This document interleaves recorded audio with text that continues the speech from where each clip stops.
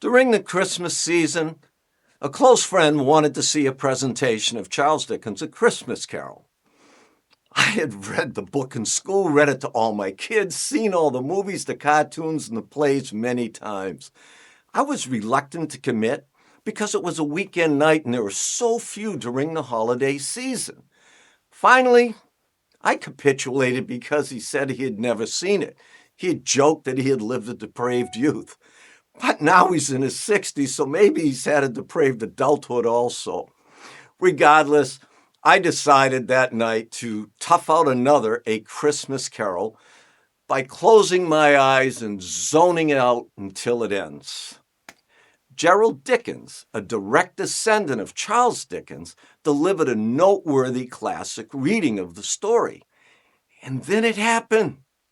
Well, half listening, half sleeping, a line in the story breached my consciousness like an arrow through a pumpkin.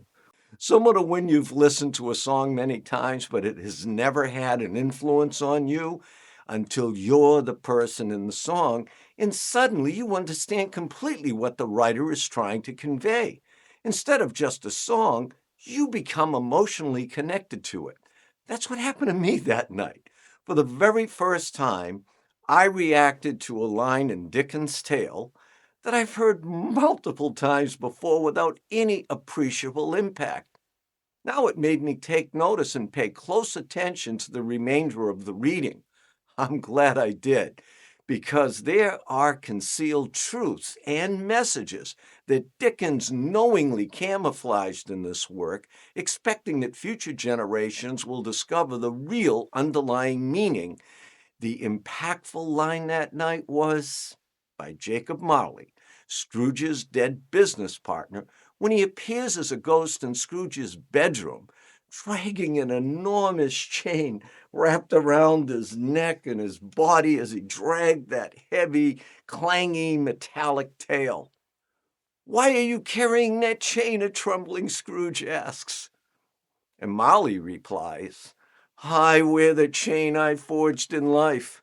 I made it link by link, yard by yard, of my own free will."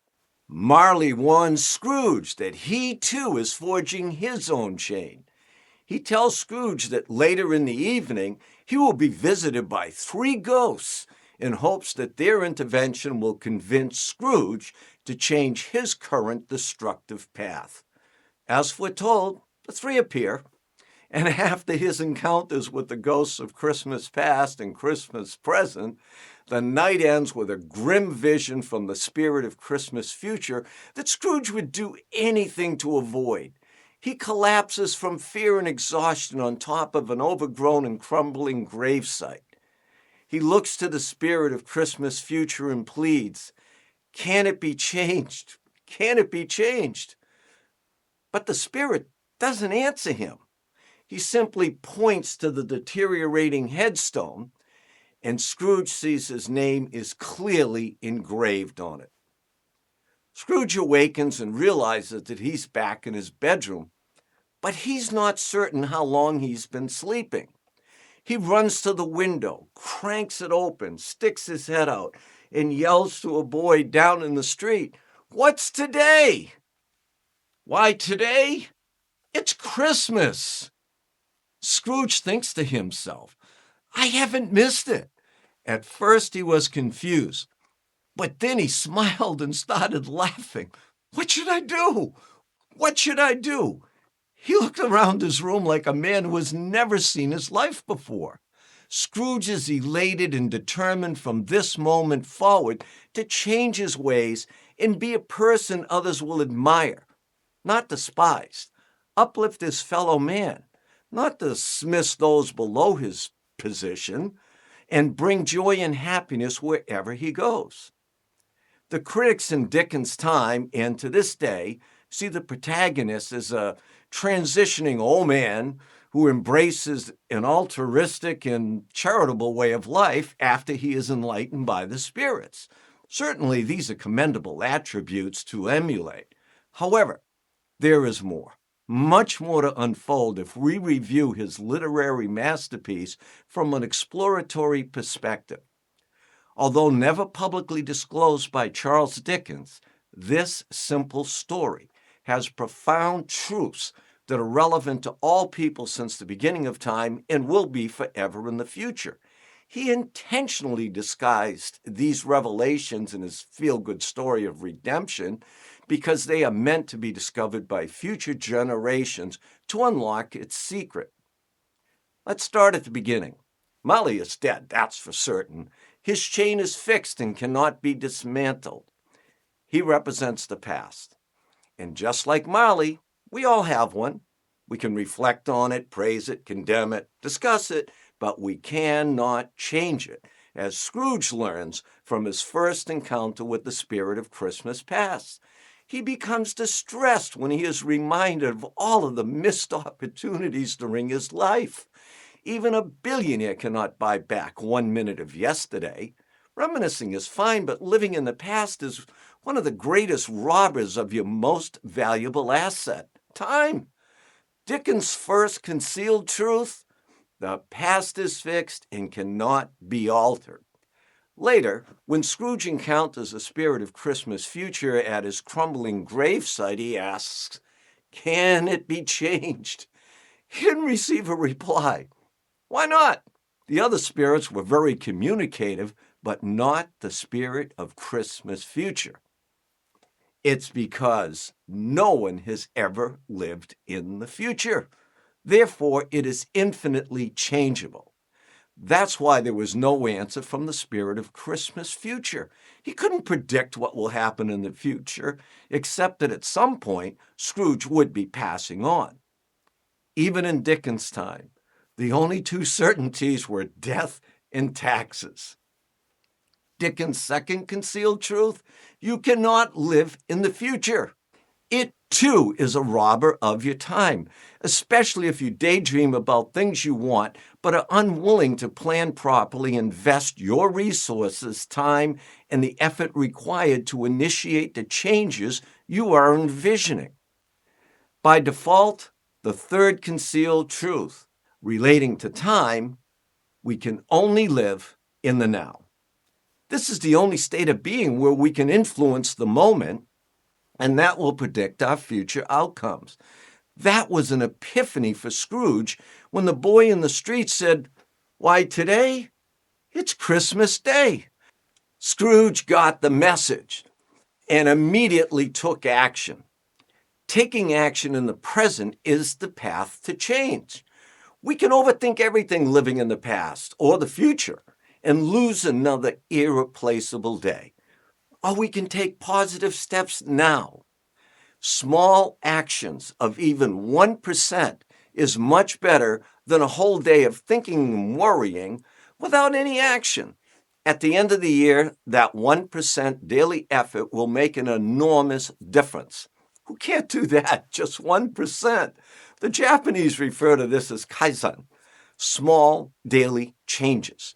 James Clear, in his book Atomic Habits, reinforces the value of this protocol. None of us are exempt from the penalty of poor decisions or transitions that occur in everyone's life due to failed relationships, pandemics, medical issues, dishonest partnerships, death of a loved one, market downturn, wars, or a host of other impactful events.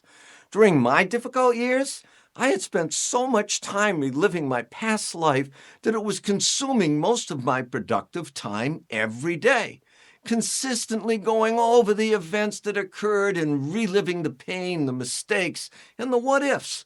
When I wasn't thinking about the past, I was fantasizing about a miraculous future, winning the lottery, or stumbling upon an inside stock tip.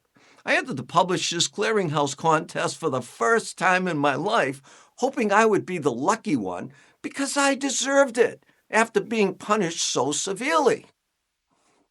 I didn't win. All daydreams, just daydreams with no substance. Sometimes we just want to change direction and pursue a different path in life. This can only happen in the present.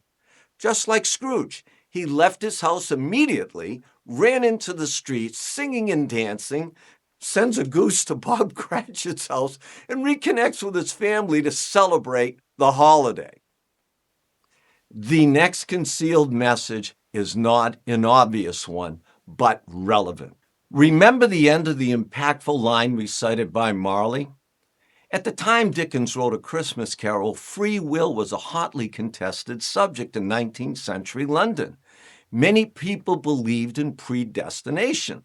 We have no control over our circumstances, it's just a random selection of events that control our lives. However, what Dickens believed is that we can make a dramatic difference in our lives because we have the free will to make choices. Marley clearly takes that position when he acknowledges that he forged his chain, link by link, yard by yard, of his own free will. Dickens cleverly wove his perspective on the subject of predestination with just 5 words. Now, the final concealed messages. Although Scrooge's age is ambiguous in the story, he is certainly a fully matured man. Life expectancy in the 1840s was 42 years old. After Scrooge's awakening night, he laughs uncontrollably, something he hasn't done in years. Dickens described him as light as a feather, happy as an angel, merry as a schoolboy, giddy as a drunken man. He realizes he's been given a second chance at life, and he vows to honor Christmas in his heart all year long. The message, as my community followers know, age is not a deterrent to living life to its fullest.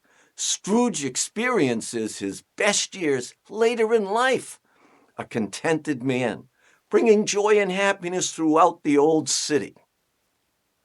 But Dickens wasn't done yet. Stay with me just a little longer. He slips in one last perspective that's just as relevant today. Victorian life at the time was basically made up of 2 classes of people. The very small percentage of wealthy financiers and business owners profiting from the escalating scale of the Industrial Revolution, and then there's everybody else. Scrooge's generosity was meant to serve as a message to the elites of his time to look at their fellow citizens as more than just pawns to be manipulated for profit. Most people, including children, work 6 to 10 hours a day, barely providing for just the fringes of survival. Dickens believed that everyone should be regarded as a valued member of the community and treated with respect and compassion without consideration of their financial condition. I am certain this is why A Christmas Carol ends with a reference to the universality of all men when Tiny Tim says, "God bless us, every one."